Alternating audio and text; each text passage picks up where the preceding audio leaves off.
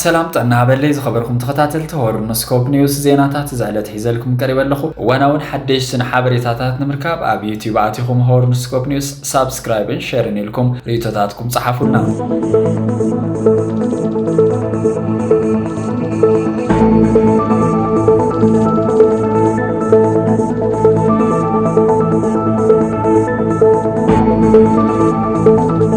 ውድብ ህወሓት ፕሪቶሪያ ፍሪስና ያለና ይሉ ዘሃው መግለጽ በሕግ ዘሐተተን ዲፕሎማሲያዊ ውድቀት ተውድብ ዘርአን ይሎም ሞር ታሪክ ፕሮፌሰር ግላውዲዮ ሳራያ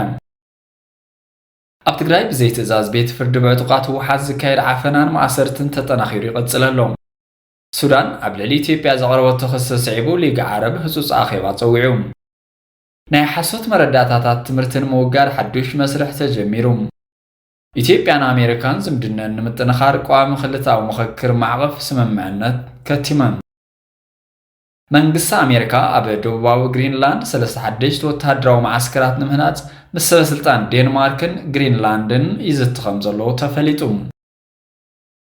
ኣብ ትግራይ ብዘይ ትእዛዝ ቤት ፍርድ በጥቃት ህወሓት ዝካየድ ዓፈናን ማእሰርትን ተጠናኺሩ ይቕጽል ከም ዘሎ ተሓቢሩ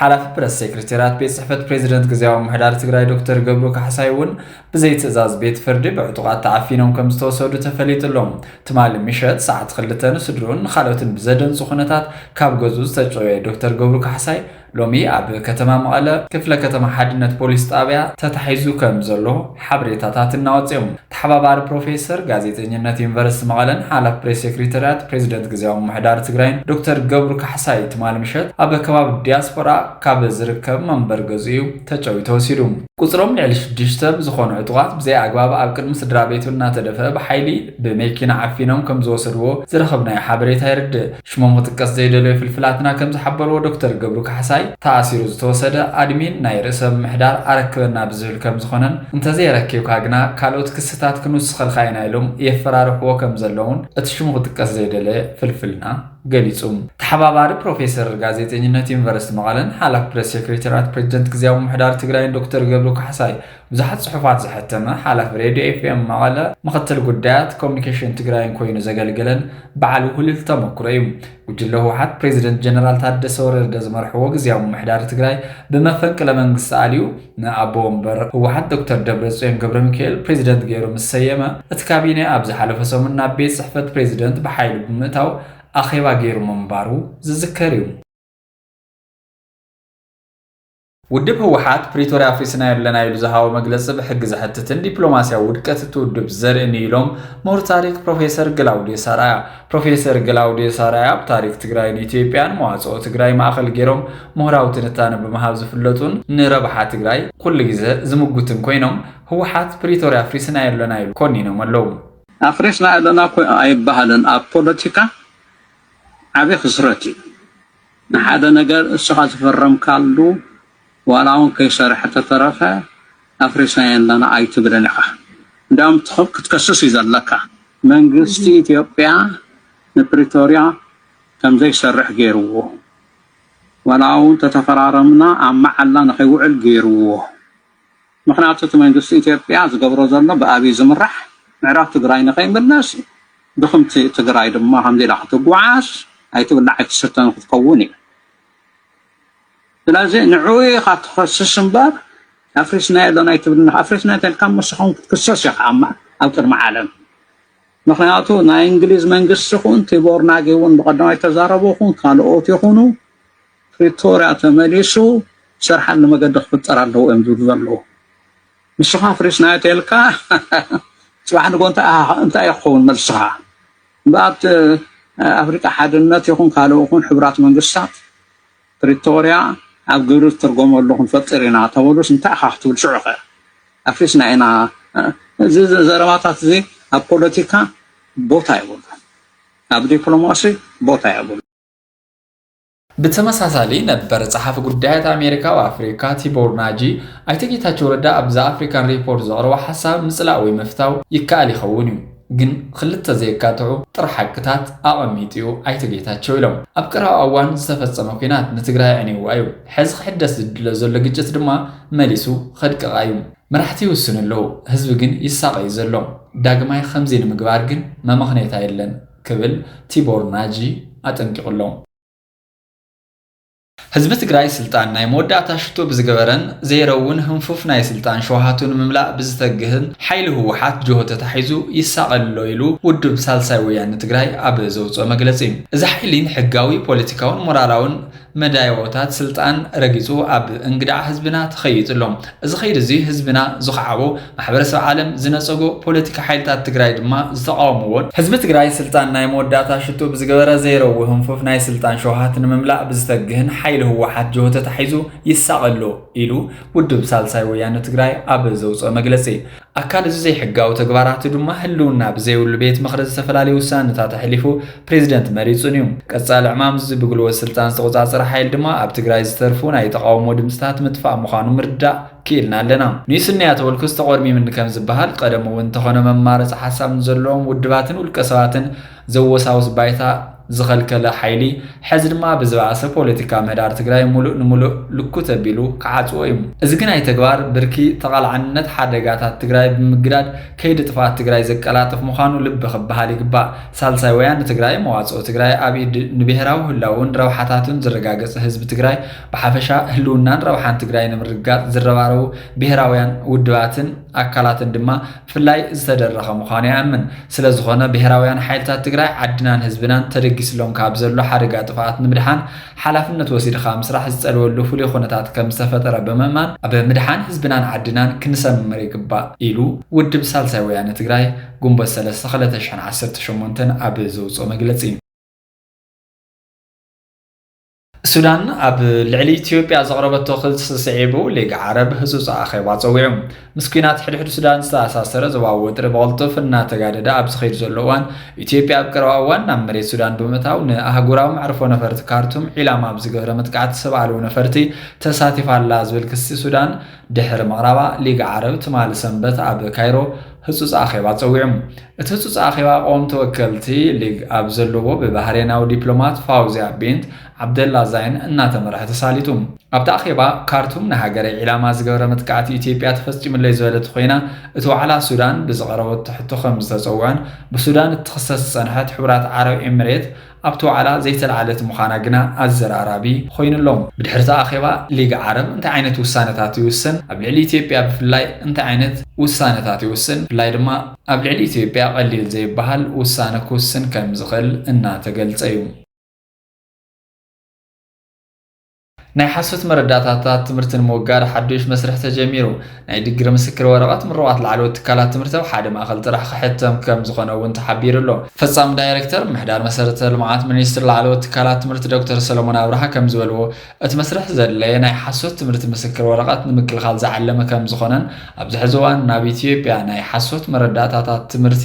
ብስፍሓት ይውስኹ ከም ዘለውን እዩ ተፈሊጡ ዘሎ ቅድሚ ሕዚ በቲ ጨረታ ዝተዓወተ ትካል ኣቢሉ መስርሕ ሕትመት ምስክር ወረቐት ተምሃሮ ምንጭ ናይ ሓሶት ምስክር ወረቐት ትምህርቲ ኮይኑ ከም ዝጸንሐ እውን ገሊፆም ስለዚ ኩለን መንግስታውን ውልቃውን ላዕለዎት ትካላት ትምህርቲ ድግሪ ተምሃሮን ኣብ ሓደ ማእኸል ጥራሕ ክሕትማ ክግደዳ እየን ኢሎም ሚኒስትር ትምህርቲ ድግሪ ዘድልዮም ተምሃሮ ክሳብ ተሓድሽ ድግሪ ዝሕተም ናይ ደገፍ ደብዳቤ ክጽሕፍ ምዃኑ ብምሕባር ሕትመት ሎም ዓመት ከም ዝጅምር እውን ኣዘኻኺሩ ኣብ 2017 ዝተመረቑ ተምሃሮን ብድሕሪኡ ዝምረቑን ድማ በተሓድሽ ስርዓት መሰረት بحدش ما أخذ زوها بدقري طرح كوس دخم زخنو قال يسملو بتمساسال قد مخلتشن عسرت شوعات تمريهم دقريهم زي وسد تمهارو بتحدش رعت طرح كم تملهم عمل كيتهم قدم كبل عبل علوت كالات مرت زوها بزنورق زياو دقري كقصر مخانو نملكيتو أبز حزوان عبل علميتن سسان تكالات فيدرال ناي حسوت سيرتيفيكيت مرتنا يمتصراي سرحتي سرح كم زلو بمملكات أب كللات والكسيكترات ناي حسوت ناي تمرت مرداتا نمتصراي صفحت سرحتي كم سرحو قال يسلو ኢትዮጵያን አሜሪካን ዝምድና ንምጥንኻር ቋሚ ክልታዊ ምክክር ማዕቀፍ ስምምዕነት ከቲመን ኢትዮጵያን አሜሪካን ዝምድና ንምጥንኻር ኣብ ዋሽንግተን ዲሲ ቋሚ ክልታዊ ምምኽኻር ማዕቀፍ ስምምነት ተፈራሪመን ኣለዋ እቶም ስምምዓት ብሚኒስትር ጉዳያት ወፃኢ ኢትዮጵያ ጌዲዮን ጢሞቴዎስን ተሓጋጋዚ ሚኒስትር ጉዳያት ወፃኢ ኣሜሪካ ንፖለቲካዊ ጉዳያት ኣሊሰን ሁከርን ዝተፈረሙ እዮም ብመሰረት ስምምዕ ኢትዮጵያን ኣሜሪካን ኣብ ሓበራዊ ፈጻጽማ ዝደልዩ ክልታዊ ዞባውን ዓለማውን ጉዳያት ምስፍሕፋሕ ክልታዊ ዝምድናን ዝያዳ ንምጥንኻር ተስማዕምዐን ኣለዋ እቲ ዝተፈረመ ክልታዊ ቅርጽ ምምኽኻር በብዓመቱ ሓንሳብ ኣብ ኣዲስ ኣበባ ሓንሳብ ድማ ኣብ ዋሽንግተን ዲሲ ዝካየድ ኮይኑ ካብ ክልቴን ሃገራት ዝወጹ ላዕለዎት ሰበስልጣን ብሓባር ክመርሕዎ እዮም ኢትዮጵያን ኣሜሪካን እቲ ክልታዊ ቅርጽ ምምኽኻር ሰለስተ ዓንድታት ዘጠቓልል ምዃኑ እውን ተስማዕምዐን ኣለዋ እቲ ቀዳማይ ቁጠባዊ ብልጽግና ንግድን ኢንቨስትመንትን እዩ ኣብዚ ክፍሊ ሚኒስትር ጉዳያት ወፃኢ ክልታዊ ቁጠባዊ ንግዳውን ርክባት ዝያዳ ንምጥንኻርን ኢንቨስትመንትን ንግድን ንምስፋሕን ከም ዝሰርሕ ኣመልኪቱ እቲ ካልኣይ ድማ ምትሕብባርን ምክልኻል ጸጥታ ዝምልከት ኮይኑ ምትሕብባር ጸጥታ ምሕያልን ኣብ ሓበራዊ ጉዳያት ጸጥታ ተሳትፎ ምሕያልን ዘጠቓልል እዩ እቲ ናይ መወዳእታን ሳልሳይን ዓንዲን ዞባዊ ሰላምን ምርጋን ዝምልከት ኮይኑ ኣብዚ ክፋል እዚ ሓበራዊ ረብሓን ዞባዊ ሰላምን ድሕንነትን ንምድፋዕ ንምድህሳስን ብሓባር ንምስራሕ ምዃኑ እውን ይግለጽ ኣሎ እቲ ቀዋሚ ክልታዊ ምምኽኻር ማዕቀፍ ስምምዕነት ዝቕጽል ዝምድና ክልቴን ሃገራት ብዘላቒ መንገዲ ዘጠናኽር ምዃኑ እቲ ሚኒስትር ኣብሪሁ ምስ ተዛማዲ ሓበሬታ ሚኒስትር ጉዳያት ወፃኢ ኣሜሪካ ማርኮ ሩቢዮ ምስ ኢትዮጵያዊ መዘኑ ጌዲዮን ጢሞቴዎስ ዘተ ከም ዝገበረ እውን ተፈሊጡሎም ኣብ ዘካየድ ወዘተ ኣብ መንጎ ክልቴን ሃገራት ዘሎ ጸጥታዊ ሽርክነት ምስፍሕፋሕን ዕድላት ንግዲ ምዕባይን ከም ዝዘተዩ እውን ተፈሊጡሎ ኢትዮጵያን ኣሜሪካን ክልታዊ ዝምድናን ዝያዳ ንምጥንኻር ኣብ ዋሽንግተን ዲሲ ምምኽኻር ኣካይደን ኣለዋ ሚኒስትር ጉዳያት ወፃኢ ጌዲዮን ጢሞቴዎስ ዝምራሕን ኣማኻሪ ጉዳያት ቁጠባ ቀዳማይ ሚኒስትር ኣምባሳደር ግርማ ብሩን ዋና ዳይሬክተር ኣገልግሎት ሃገራዊ ድሕንነት ስለያን ኣምባሳደር ሬድዋን ሕሴንን ዝሓቆፈ ልኡኽ ምስ ኣሜሪካውያን መዘኑ ዘቲሎም ኢትዮጵያን ኣሜሪካን ዘካየድዎ ክልታዊ መዋቕራዊ ምክክር ኣብ ሰለስተ ርእስታት ዘተኮረ ኮይኑ ቁጠባዊ ራህባ ንግድን ኢንቨስትመንትን ምክልኻል ጸጥታ ከምኡውን ዞባዊ ሰላም ምርጋን ዝበሉ ምዃኖም ተሓቢሩ እቲ ክልታዊ መዋቕራዊ ምምኽኻር ዝቕጽል ዝምድናተን ሃገራት ብዘላቒ መንገዲ ዘጠናኽር ምዃኑ ሚኒስትር ጉዳያት ወፃኢ እቲ ሃገር እውን ኣፍሊጡሎም ኬንያ ብናይ ገዛ ርእሰ ዓቕሚ ስልክታትን ኮምፒዩተራትን ምፍራይ ከም ዝጀመረት ፕሬዚደንት ኬንያ ዊልያም ሩቶ ገሊጾም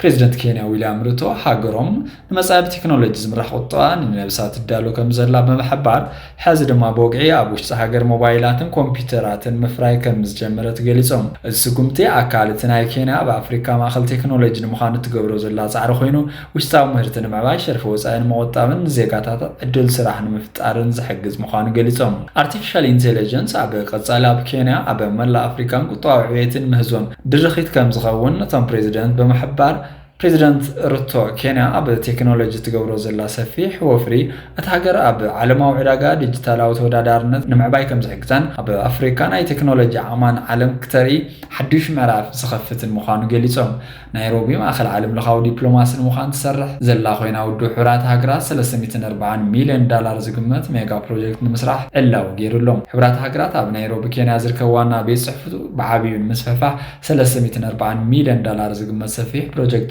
ምስፍሕፋሕ ብወግዕ ጀሚሩሎም እዚ ፕሮጀክት ትካል ካብ ዝምስረት ጀሚሩ ኣብ ኣፍሪካ ካብ ዘካየዶም ዓበይቲ ኢንቨስትመንታት መሰረተ ልምዓት እቲ ሓደ እዩ ትንፀት ዘመናዊ ናይ ቤት ጽሕፈት ቦታታት ናይ ዋዕላ ክፍልታትን ናይ ቴክኖሎጂ ማእኸላትን ዘጠቓልል ኮይኑ ኣብ ኣፍሪካ ንዝካየድ ንጥፈታት ውድብ ሕብራት ሃገራት ብብቕዓት ንምምራሕ ዘኽእል እዩ እዚ ኢንቨስትመንት ንቁጠባ ኬንያ ዝዕቢ ጥራሕ ዘይኮነስ እታ ኣህጉር ከም ዓለማዊት ወሃቢት ውሳነ ዘለዋ ታራ ንኽዓቢ ዘይሕግዝ ምዃኑ እውን ተገሊጹሎም መንግስቲ ኣሜሪካ ኣብ ደቡባዊ ግሪንላንድ 36 ወተሃደራዊ ማዓስከራት ንምህናጽ ምስ ሰበስልጣን ዴንማርክን ግሪንላንድን ብቐረባ ይዘራረቡ ከም ዘሎ ቢቢሲ ሓቢሩ ምስቲ ዝርርብ ቅርበት ዘለዉ ምንጭታት ከም ዝሓበርዎ ኣሜሪካ እቶም መደበራት ላዕላዊ ግዛኣታት ኣሜሪካ ክምዘዙ ሓሳብ ኣቕሪባ ኣላ ዋይት ሃውስን ሚኒስትር ጉዳያት ወፃኢ ዴንማርክን ነቲ ዝርርብ ኣረጋጊጾም እኳ እንትኾኑ ብዛዕባ ዝርዝር ሓበሬታ ግን ዝበልዎ ነገር የለን እቶም ሓደሽቲ መደበራት ኣብ ሰሜናዊ ኣትላንቲክ ብፍላይ ድማ ኣብ ሞንጎ ግሪንላንድ አይስላንድን ብሪጣንያን ኣብ ዝርከቡ ማያት ንጥፈታት ሩስያን ቻይናን ምክትታል ዝዓለሙ እዮም ተባሂሉሎም ፕሬዚደንት ዶናልድ ትራምፕ ቅድሚ ሕጂ ንግሪንላንድ ብቐጥታ ንምግዛእ ድሌቱ ገሊጹ ነይሩ እቲ ሕዚ ዝካየድ ዘሎ ድርድር ድማ ነቲ ኣብ ዘመነ ዝሕል ኩናት ዝነበረ ወተሃደራዊ ህላዊ ኣሜሪካ ኣብታ ደሴት ዳግማይ ንምስራት ዝዓለሙ ምዃኑ ተገሊጹ ዘሎ እቲ ድርድር ብላዕለዋይ በዓል ስልጣን ሚኒስትር ጉዳያት ወፃኢ ማይክል ኤድሃም ዝምራሕ ኮይኑ ክሳብ ሕዚ ምስ ግሪንላንድ 5 ዋዕላታት ተኻይዱሎም ኣሜሪካ ኣብዚ ሕዝዋን ኣብ ኩናት ኢራን ትኩረት ትገብር እኳ እንተሃለወት ብፍላይ ሓይሊ ዕማም ኣቢላ ኣብ ግሪንላንድ ዘላቶ ወታደራዊ ምስፍሕፋሕ እውን ብቐረባ ትከታተለላ። ኣብዚ ሕዝዋን ኣሜሪካ ብግሪንላንድ ሓደ ወታደራዊ ማዕስከር ጥራሕ ኣለዋ። ህንፀት ሓድሽቲ ማዕስከራት ድማ ኣብ ኣርክቲክ ጂኦፖለቲካዊ ውድድር ዝያዳ ክሕይል ትፅቢት ከም ዝገብር እዩ ዝግለጽ ዘሎ።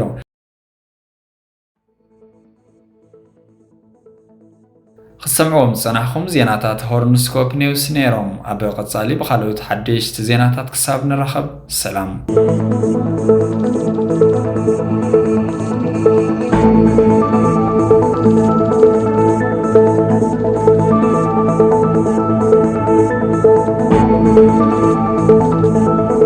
ሰላም ጥዕና ሃበል